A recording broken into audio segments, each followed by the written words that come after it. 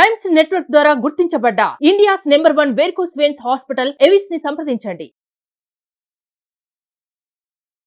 Hi viewers, India's largest digital media network Suman టీవీకి స్వాగతం. ప్రస్తుతం మనతో ఉన్నారు హైకోర్టు సీనియర్ అడ్వకేట్ శారదాదేవి గారు.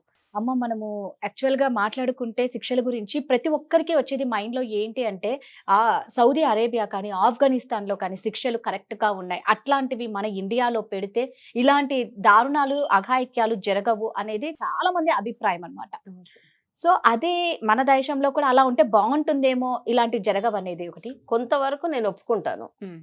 కానీ అందరికి ఇప్పుడు నేరం చెయ్యంగానే వాడిని on the spot scene of offence లో పట్టుకొని వాడిని ఉరేస్తే దట్ ఈస్ కరెక్ట్.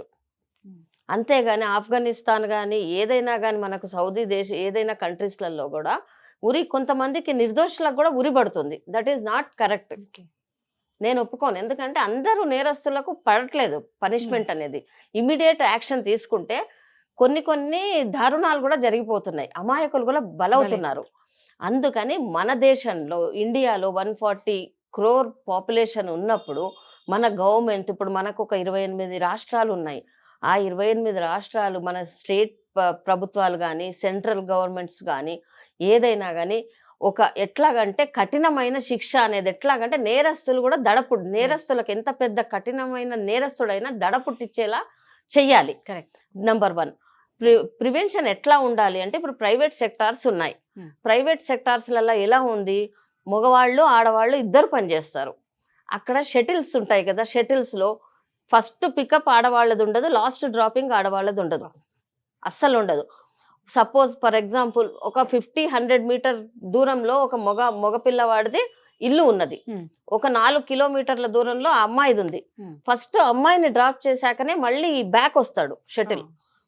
అట్లాంటి సెక్యూరిటీ అనేది ఉండాలి. గవర్నమెంట్ వాళ్ళు ఎందుకు రావట్లేదు అది మనకి గవర్నమెంట్ లో. ఇప్పుడు ప్రైవేట్ లో అన్ని మళ్ళీ వెళ్ళాక ఆ అమ్మాయి వెళ్ళాక కూడా ఏం చేస్తున్నారు, వాళ్ళు ఫోన్ చేస్తున్నారు రీచ్ అయ్యావా అనేసి. ఆమెది స్విచ్ ఆఫ్ వస్తే వాళ్ళ పేరెంట్స్కి చేస్తున్నారు అమ్మాయి వచ్చిందా అని. అలాంటివి మన చర్యలు అనేది గవర్నమెంట్ ఎందుకు తీసుకోవట్లేదు మనకి. ఇంకోటి కోర్టు ఇప్పుడు మనకు ప్రివెన్షన్ అంటే ఇప్పుడు ఇలాంటివన్నీ మనకు పథకాలు అని అంటున్నారు, ఎన్నో తీసుకుంటున్నారు. ఇప్పుడు మనకు కూడా కొన్ని పథకాలు అనేది విమెన్కి కఠినమైన పథకాలు పెట్టాలి, స్ట్రిక్ట్ గా పెట్టాలి, ఇంప్లిమెంటేషన్ చెయ్యాలి. అసలు అది ఇంప్లిమెంట్ చేస్తున్నారా చేయట్లేదా. నిర్భయ ఉంది, నిర్భయ చట్టం అని తెచ్చారు, ఏముంది నిర్భయ చట్టం, నిర్భయ చచ్చిపోయింది, ఆమె పోయాక ఇదే సిచ్యువేషన్ లో పోయింది, మళ్ళీ ఇంకో నిర్భయ వచ్చిందిగా. అదే పేర్లు మార్చుతాం, నిర్భయ అలాంటి పేర్లు మార్చుకుంటూ ఎన్ని చట్టాలు చేస్తే ఏం లాభం మనకి. ఫస్ట్ నేరస్తులకు గవర్నమెంట్ అనేది సెంట్రల్ గవర్నమెంట్ కానీ స్టేట్ గవర్నమెంట్స్ కానీ ఒక కఠినమైన శిక్ష పడుతుందిరా మనం చేస్తే, ఇలాంటి పనులు మనం చేయకూడదు అనేసి ఉండాలి. ఎందుకంటే ఎంత ఉన్నా కానీ ఒక 10 మంది ఇప్పుడు 1 కోట్ల మందిలో మనకు ఉంటారు, ఎందుకు ఉండరు మంచి. ఇప్పుడు 10 కోట్ల మందిలో ఎంతమంది, ఒక 1000 మంది ఉంటారో, 10,000 మంది ఉంటారో, 1,00,000 మంది ఉంటారో. ఆ 1,00,000 మందిలో ఓ 10 మంది అన్న అవేర్నెస్ వస్తుంది కదా. ఆ 10 మంది మంచిగా అవుతారు కదా. నేరస్తులు ఉంటారు, చేసేవాడు వాడి బుద్ధి అదే, ఎథిక్స్ ఉండవు వాడికి, వాల్యూస్ ఉండవు కనుక వాడి బుద్ధి అదే ఉంటుంది. వాడికి ఎప్పుడు దొంగతనం చేయాలా లేకపోతే ఇంకో ఏం చేయాలనే ఉంటుంది. అది చేసేవాడు చేస్తాడు. కొంతనన్న నేరాల సంఖ్య తగ్గుతుంది కదా మనకి. ఇలాంటివి పెడితే మనకు పథకాలు అనేది పెట్టాలి, ఇలాంటి పథకాలు అనేది గవర్నమెంట్ అనేది ఇంప్లిమెంట్ చేయాలి. ప్రైవేట్ సంస్థలను చూసన్నా చేయాలి కదా. ఇప్పుడు ప్రైవేట్ వాళ్ళు ఎంత చక్కగా, నిజంగా చెప్తున్నాను అసలు మామూలుగా నాకు తెలిసిన వాళ్ళే ఉన్నారు, నాకు తెలిసిన వాళ్ళు కూడా షటిల్స్లలో పాపము వాళ్ళు లాస్ట్ డ్రాప్ అనేది ఉండదు మనకు, ఫస్ట్ పికప్ అనేది ఉండదు. ఎందుకు, డ్రైవర్ను కూడా నమ్మరు ప్రైవేట్ వాళ్ళు పెట్టిన అపాయింట్ చేసిన డ్రైవరే, అంత సెక్యూర్గా ఉంటారు వాళ్ళ దగ్గర. మన గవర్నమెంట్ కూడా అది ఇంప్లిమెంటేషన్ అనేది తేవాలి, మళ్ళీ అది అనేది అట్లాంటి పథకాలు తేవాలి, అట్లాంటి చట్టాలు తీసుకురావాలి, ఇట్లా కొంచెం భయంకరమైన పనిష్మెంట్లు ఇవ్వాలి మనకి.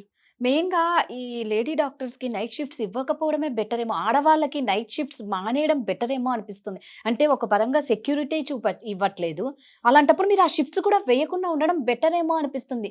మనం సేఫ్ సైడ్ ఏమి ఇవ్వట్లేదు, భద్రతా భావం అనేది ఇప్పుడు ఎక్కడ కల్పించకుండా ఉండడం వల్లే ఇవన్నీ జరుగుతూ ఉన్నాయి. సో సెక్యూరిటీ అనేది చాలా జీరోలో ఉంది కాబట్టి ఇన్ని జరుగుతున్నాయి. ఇప్పుడు నైట్ షిఫ్ట్స్ చెయ్యొచ్చు ఆడవాళ్ళు, చెయ్యకూడదని ఏం లేదు రూలు. సేఫ్టీ మెజర్స్ తీసుకోవాలి. అవి తీసుకోవటం లేదు ఆ కదా. సేఫ్టీ మెజర్స్ తీసుకోవాలి. ఇక్కడే ఉంది. ఇప్పుడు ఆ సెమినార్ రూమ్ లో పడుకోవడం ఏంటి అసలు, వాళ్ళకి రెస్టింగ్ రూమ్స్ లేకపోవడం ఏంటి అసలు, ఆడవాళ్ళకి అనేది ఇప్పుడు ఆ ప్రొటెక్షన్ లేకపోవడం ఏంటి అసలు, 36 అవర్స్ కంటిన్యూస్ గా పని చేయించుకోవడం ఏంటి.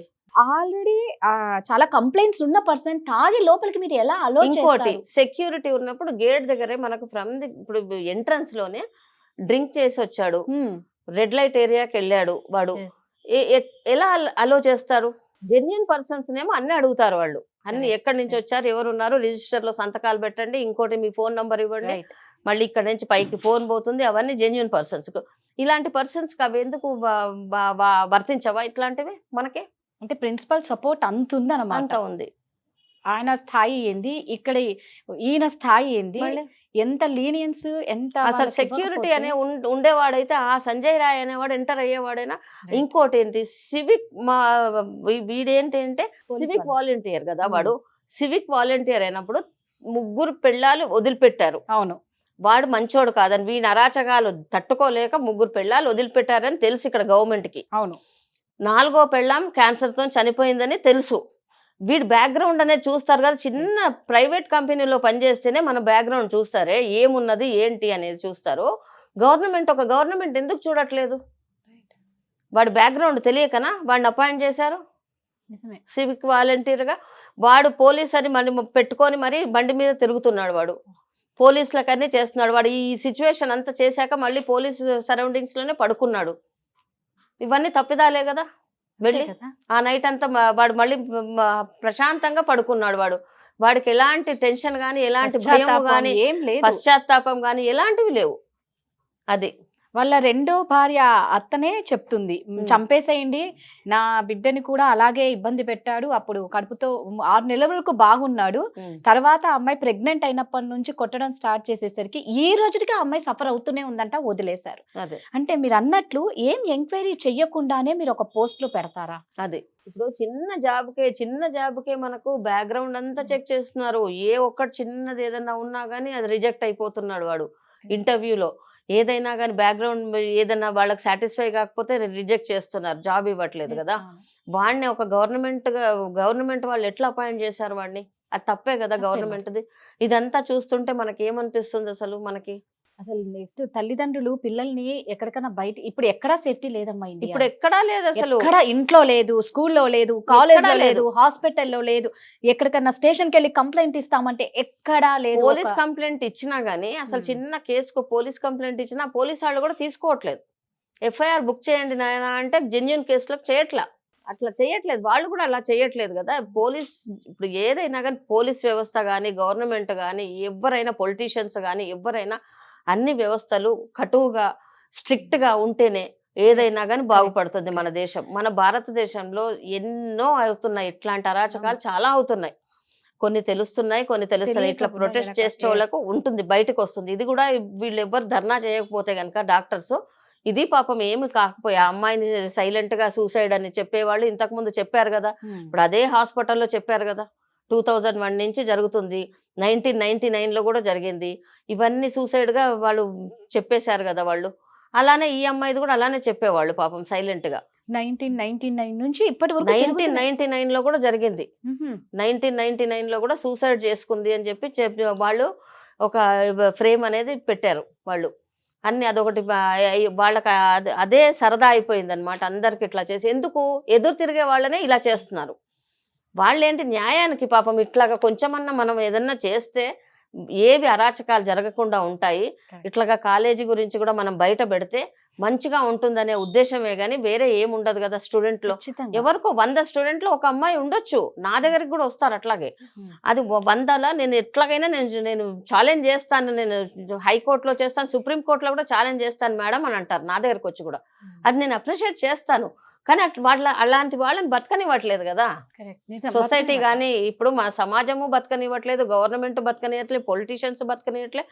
డబ్బున్న వాళ్ళు కానీ ఎవరైనా రౌడీలు గూండాలు ఎక్కువ అవుతున్నారంటే బికాస్ ఆఫ్ దెమ్ ఓన్లీ వాళ్ళు అనేది పెరిగిపోతున్నారు. అమ్మ మామూలుగా మనం చిన్నప్పుడు అంటే స్కూల్లో కానీ పిల్లలు ఇంట్లో నాన్న ఒక అక్కనో అన్ననో కొడితే చెల్లి కానీ తమ్ముడు కానీ భయపడతాడు అవును. ఒక చిన్న మిస్టేక్ కి. అవును. అంటే నాన్న భయం అలా పెట్టిస్తాడు, అవును. చూపిస్తాడు. అలాంటిది మనం స్కూల్లోకి వెళ్ళినా కూడా టీచర్ ఒకరిని కొడితే మిగతా పిల్లలందరం సైలెంట్ అయిపోతాం అవును. భయం. అవును. అంటే చిన్న చిన్న వాటికే అంత భయం చూపించిన వాళ్ళు మనం చూస్తున్నాం. ఇంత అరాచకాలకి శిక్షలు కూడా అలాగే ఒకరికి కఠినమైన శిక్ష వేస్తే 10 మందికి వణుకు పుట్టాలి. అలాంటి శిక్షలు ఎందుకు వేయటం లేదు? అవేర్నెస్ లేక, అవేర్నెస్ అనేది తెప్పించాలి ఫస్ట్. పబ్లిక్లో వణుకు పుట్టట్లేదు అనేసి అంటే సరైన అవగాహన అనేది లేదు పబ్లిక్లో. మనకు ఎవరమైనా కానీ అందరు మన సమాజమే కానీ ఏదైనా కానీ అవేర్నెస్ అనేది తీసుకొస్తే డెఫినెట్గా వణుకు పుడుతుంది. ఈ తప్పు చేస్తే ఈ శిక్ష ఉంటుంది, మనం చెయ్యొద్దు అని వాళ్ళకు ఉండాలి. అవేర్నెస్ లేదు అసలు.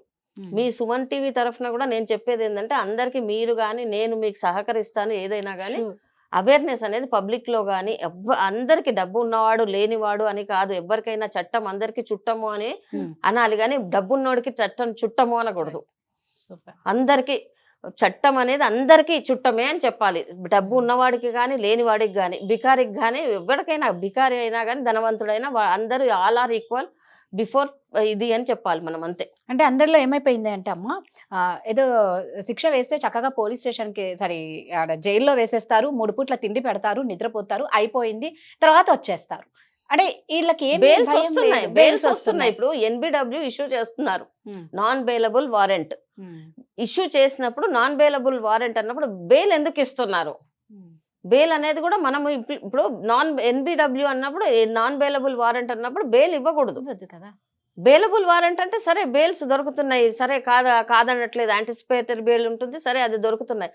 NBW ఉన్నప్పుడు మనం కొన్ని స్ట్రిక్ట్ గా పెట్టాలి. లేదు ఇది NBW ఇష్యూ అవుతుంది అంటే మమ్మల్ని పోలీసులు అరెస్ట్ చేస్తారు, వారెంట్ అనేది వెళ్ళిపోతుంది, మాకు కోర్టు నుంచి పోలీస్ స్టేషన్కి వెళ్ళిపోతుంది కనుక పోలీసులు ఇమీడియట్ గా మమ్మల్ని అరెస్ట్ చేస్తారనే భయం అనేది ఉండాలి. ఆ భయం లేదు. మీరు అరెస్ట్ చేయండి, NBW ఇష్యూ అవుతుంది కానివ్వండి, నేను బెయిల్ తెచ్చుకుంటాను.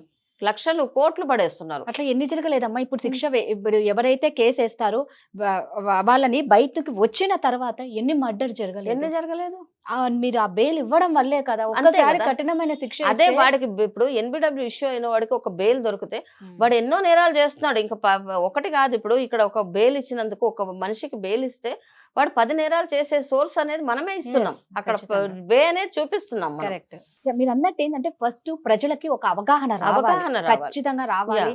మీలాంటి వాళ్ళతో నిజంగా మేము ఆ అవగాహన అనేది ఒకటి ఏర్పాటు చేస్తాం. డెఫినెట్లీ నేను మీ వెనకాల ఉంటాను. ఇలాంటి విషయాలు ఉంటే నేను ముందుంటాను, నేను ఫైట్ చేస్తాను, డెఫినెట్ గా చేస్తాను, చేద్దాం కూడా.